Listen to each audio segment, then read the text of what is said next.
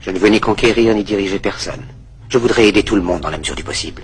Nous voulons donner le bonheur à notre prochain, pas lui donner le malheur. Nous ne voulons pas haïr ni humilier personne. Dans ce monde, chacun de nous a sa place et notre terre est bien assez riche.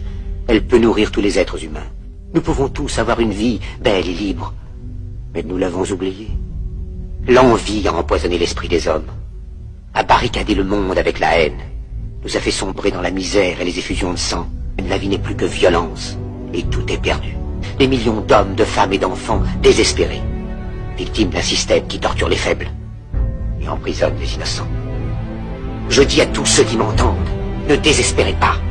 Le malheur qui est sur nous n'est que le produit éphémère de l'avidité, de l'amertume de ceux qui ont peur. Mais la haine finira par disparaître, et les dictateurs mourront, et le pouvoir qu'ils avaient pris au peuple va retourner au peuple. Et tant que les hommes mourront, la liberté ne pourra pas périr.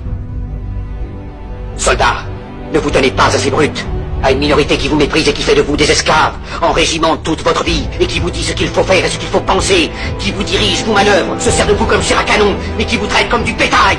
Ne donnez pas votre vie à ces êtres inhumains, ces hommes-machines, avec une machine à la place de la tête et une machine dans le cœur. Vous n'êtes pas des machines, vous n'êtes pas des esclaves, vous êtes des hommes. Des hommes avec tout l'amour du monde dans le cœur. Vous n'avez pas de haine, sinon pour ce qui est inhumain, ce qui n'est pas fait d'amour.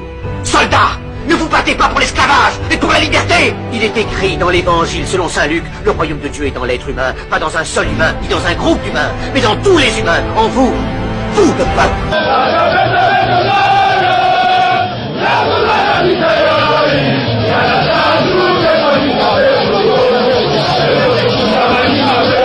Vous, le peuple, en avez le pouvoir de rendre la vie belle et libre, le pouvoir de faire de cette vie une merveilleuse aventure. Alors au nom même de la démocratie, utilisons ce pouvoir. Il faut tous nous unir. Il faut nous battre pour un monde nouveau, décent et humain, qui donnera à chacun l'occasion de travailler, qui apportera un avenir à la jeunesse et à la vieillesse la sécurité. C'est que nous comprenez toutes ces choses pour que vous leur donniez le pouvoir. Ils mentaient. Sans complaisance, les dispositions en vigueur s'appliqueront dans toute leur rigueur face aux antivaleurs.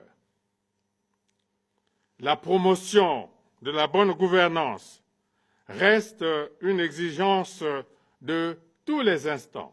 Ils n'ont pas tenu leurs merveilleuses promesses. Jamais ils ne le feront. Les dictateurs s'affranchissent en prenant le pouvoir, mais ils sont un esclave du peuple.